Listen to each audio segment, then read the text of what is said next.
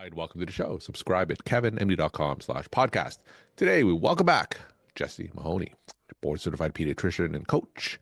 Today's Kevin MD article is The Broken Healthcare System Doesn't Have to Break You. Jessie, welcome back to the show. Thanks so much. All right, what's your latest article about? Well, this article came to be because it comes up all the time, these ways we were taught to practice in medicine. And I work with a lot of people on changing their thoughts and changing the default approach. And that leads to this kind of personal blame or blame of the system. And so it becomes it's the system's broken and that's the fault, or I'm broken and that's the thought. And so I really wanted to make this point that we were taught to practice medicine in this way when medicine was different. Yeah. And so it's a mismatch more than anything. So, for those who aren't familiar with medicine and medical training, talk to us about how we were trained in the past when you say that this is the way medicine was and this is the way we train in a system that isn't what it is now. Yeah, so when we were trained, and I was trained almost 30 years ago, we were trained to sacrifice at all costs. Self-sacrifice and martyrdom is the definition of a good doctor. And we were trained to serve at all costs. We were trained to be what I like to call over-responsible. So taking responsibility for things that aren't even in our control. We were trained in what I like to call toxic independence, meaning we do everything ourselves because we do it really well and we're fast and efficient, and that's glorified. And we were trained that rest is not valuable and harder is better, more is better. All of these things, which are okay in our older system. They worked okay when usually the physician had a stay-at-home partner to help with other things. And we didn't have this, I'm going to call it a middleman, or the institutions or managed care. We weren't employed physicians. We were responsible for our own practices and patients. And that's rare today. Mm. And the other thing is just the culture of medicine, what we know in medicine, what we have available, the way drugs are handled, all of those things are very different. So if you're bringing this lens of, sacrificing yourself to a system where there's a whole layer in between and things are not in your control, you just end up exhausted and depleted and I'll say broken, which doesn't mean we don't have to provide good care. It's really how we provide the care, how we think about it, how we show up, and having boundaries and structures and ways of thinking about things that keep you safe and happy and whole and healthy so you can keep practicing. So, talk to us about that mismatch. You mentioned that the traditional martyrdom way that physicians are trained, the toxic independence, is a mismatch to a lot of our current healthcare systems where a minority of physicians are practicing in private practice and a lot of them are employees in larger corporations. Why is that traditional martyrdom mentality a mismatch for today's healthcare systems? Because in the system today, you are not, I mean, you see your patients, but that relationship is very different. And so when we take on over responsibility, we take on the responsibility for patient satisfaction scores, for example, which are largely not in our control. We take on responsibility if you happen to be a leader for everyone in your department and their health and happiness and wellness. And we take on responsibility for many of the things that our healthcare organizations are doing, which are also completely out of our control. So we find ourselves trying to compensate for the broken system. We find ourselves trying to help patients navigate everything.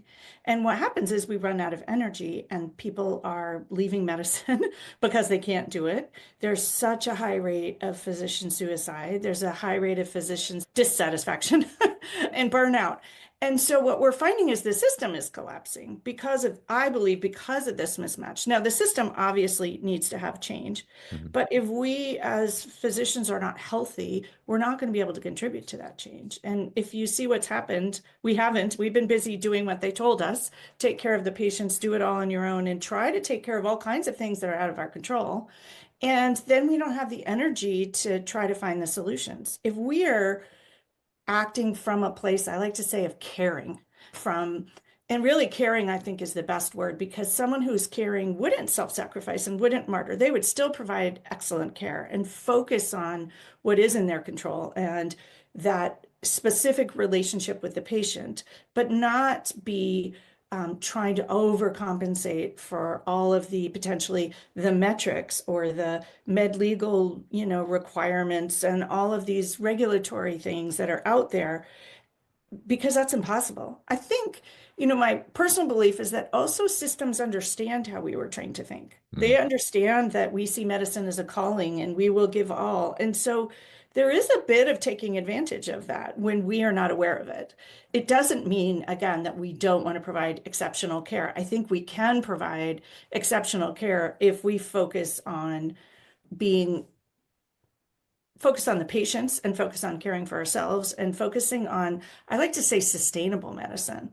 And I think that many people ask, oh, well, what's wellness? Or, how do we keep going in this system? And I think it's both sustainability. So that's not doing things that deplete you and leave you empty and exhausted, but also self-advocacy. And we don't advocate well when we are martyrs and self-sacrificed and over-responsible. We just react. We can't be intentional about how we want things to change. So I think that this idea of, we don't have to break, it's almost people consider it almost already a done deal. Like we have to break in the system because the system's broken. And as physicians, that's just sort of our role in our job. And yet I would say it's great modeling for our patients and great modeling for our colleagues if we choose not to.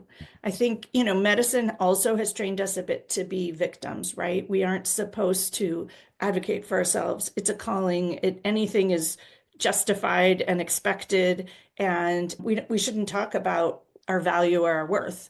And so when we can begin to say, well, wait a minute, we bring tremendous value, we bring tremendous worth, and we can start to shift things in a more positive way, that's when things will start to shift. I will say, I think we are a bit victims of a broken system, and yet we can choose to opt out of that victimhood. That's where I think you can get your power back, and we can choose to opt out of all of these old thought patterns that make what's really hard a lot harder right now. And it's almost like a runaway train if we show up that way. So when you said that medicine is a calling, I had a guest on the podcast who said that those words are just code for being taken advantage of. And a lot of systems are just weaponizing that phrase, medicine is a calling, and using it against physicians, right? Absolutely. Absolutely. And I think that's the point. Like the system will break you if you say it's a calling. Calling is really justifies unfair working conditions. It justifies being held responsible for things that are not in our control. It justifies metrics and all kinds of things that aren't reasonable. I think the medical system today has so many unreasonable expectations because there are all these layers that have nothing to do with the art of caring and the art of medicine. And so I think we really do have to say that, I love the idea that medicine is a calling, but that's used against us and we use it against ourselves. Yeah. So what if it's, caring? We're here to care. We're here to provide good care. We're here to take care Mhm. and to help, but to help doesn't mean to sacrifice yourself. So you mentioned or alluded to something earlier that sometimes this pressure isn't just coming from the healthcare systems, but it could be coming from other physicians as well, right? We do it to ourselves. Perhaps those physicians who trained the era of martyrdom, they have Absolutely. these antiquated notions of what physicians should be, and then they themselves, aside from the system, are also part of the problem as well. Yeah.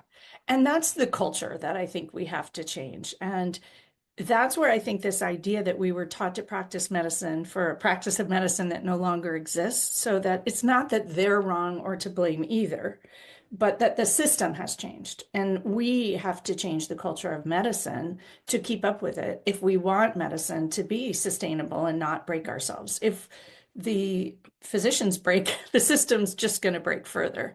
And so I do really believe that if we ignore this, we won't make change. And for those folks who were raised in medicine that way, I was trained in the time before work hours, Mhm. but being angry about what happened is just living in the past. And it's only going to make this profession that most of us love and most of us want to practice in fall apart. And so if we take on the idea that the system has changed and therefore the culture of medicine has to change to be sustainable, I hope that that will inspire people to work together.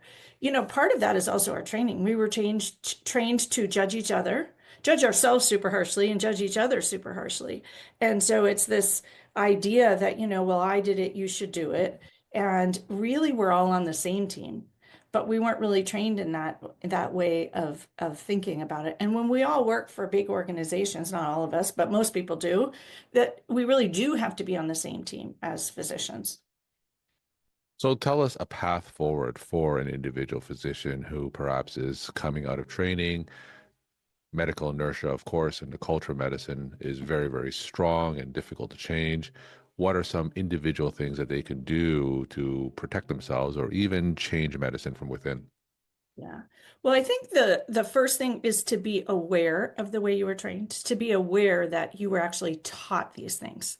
And if you're taught them, you can decide whether you want to make them the reality, your reality or not. Mhm. And while it might seem lofty, I really think we can change one person at a time if each one of us changes ourselves and is aware of how we're thinking and aware of the mismatch. You can then choose what's going to work for you. I think the answers for each person are a little bit different and a little bit different for each culture. Mhm. But if you decide that you commit to no longer breaking, essentially, not sacrificing yourself, not being a martyr. And I think the more important thing is to choose what kind of doctor you want to be. And that's where I think if you can decide, like a caring doctor doesn't sacrifice themselves, a kind and physician who practices sustainably isn't a martyr and isn't over responsible and isn't toxically independent.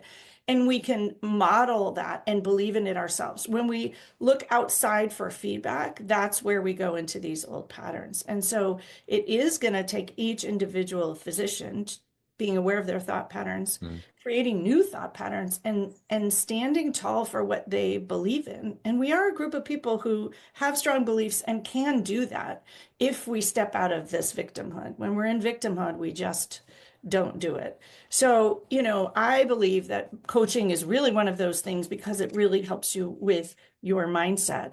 But it's mostly the awareness. It's the awareness of how you're reacting and what your default patterns are. And once you can see how those impact how you show up, you get your agency and choice back.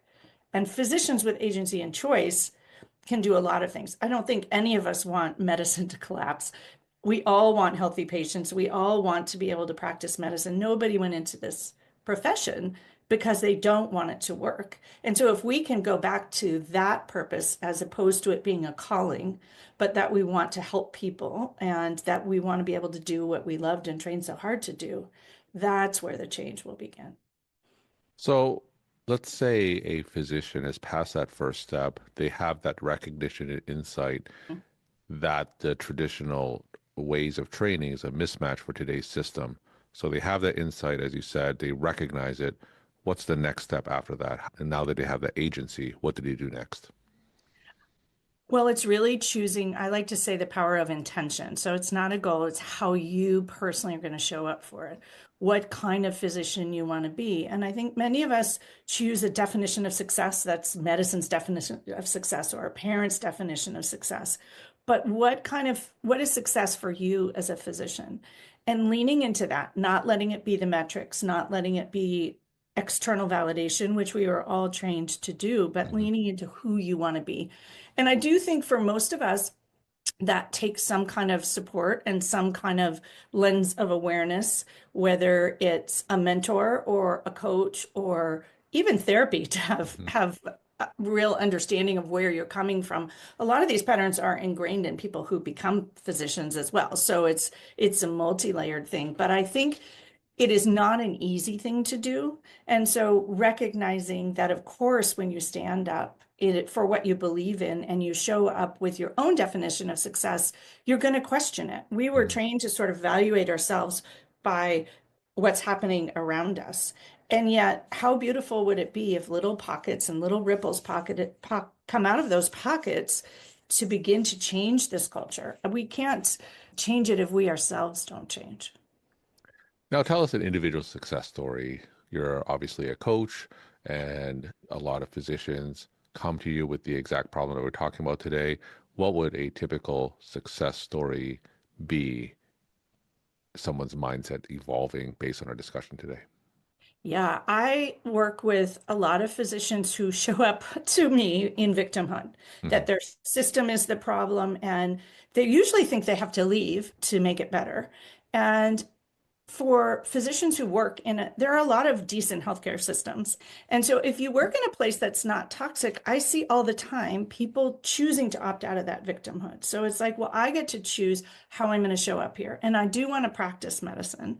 And so my intention is to care for patients. My intention is to have boundaries, not this over responsibility, focus on what's in my control, which I always say is what you do and what you don't do, and what you Hmm. say and what you don't say, and how you think about things. And then the most important part is the tone and energy with which you do it.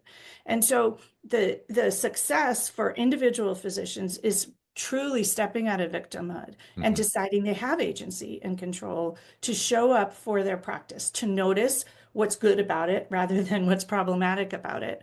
And if you can recognize that you have this power and agency to choose, most physicians, if their workplace is not toxic for other reasons, actually choose to stay in medicine. And I would say almost everybody I work with chooses to stay in medicine in some capacity. They might need to make a change to have it work better for their home lives or where they live, or to get out of a situation that really is taking advantage of them. But physicians are amazing humans. And when we begin to work on our brains and actually make changes, they'll stay and they'll actually like their job and be able to stay for long periods. I have a client who I was actually talking to yesterday who said, yeah, no, I have no intention of leaving now. My job Hmm. is good. I remember the things I like about it. It's not perfect. We're also trained to always notice what's wrong, right? We're problem Yeah. spotters in medicine. And so it's very hard for us to like a job. So once you decide you're not going to be that problem spotter anymore, you're going to be the positive spotter, which isn't all Pollyanna. It doesn't mean that you ignore these things. You maybe even give equal value to them. Many people are able to stay where they are or find a place that works for them or create a way of practicing medicine that works for them. There's so many options out there. We are just taught, and if you are in this self-sacrifice, martyrdom, my job is to show up, this is a Hmm. calling, we don't actually get creative and think about effective ways to change. And I think when one physician changes in a department, other people actually begin to say, like, what happened to you? How come, the way you're moving through your practice and the way you show up at our meetings is different? And that has a ripple effect. So people then understand, oh, it is possible to show up today. I think the other piece that's so helpful for people is they actually learn to advocate effectively. Hmm. Because when we're a victim, we don't advocate effectively. But when we're standing tall and, well, being a healthy and happy physician who provides good care, nobody can really argue with advocacy from that standpoint. When we're complaining, we usually don't get what we want. And so I think it's not only not your own depletion, but it actually allows you to move forward. And many people end up getting promotions and leadership where they can then actually make change. We're talking to Jessie Mahoney. She's a pediatrician and coach. Today's Kevin MD article is "The Broken Healthcare System Doesn't Have to Break You." Jessie, let's end with some take-home messages that you would like to leave with the Kevin MD audience. I think my biggest take home message is don't be a victim of the broken system. All physicians have incredible capacity, resources, and brilliant minds. And if you choose to use it for you and be aware and notice what's going on and choose to bring a mindset that works for the medicine that we're practicing today, things can change. Jessie, as always, thank you so much for sharing your perspective and insight. Thanks again for coming back on the show. Thank you so much for having me.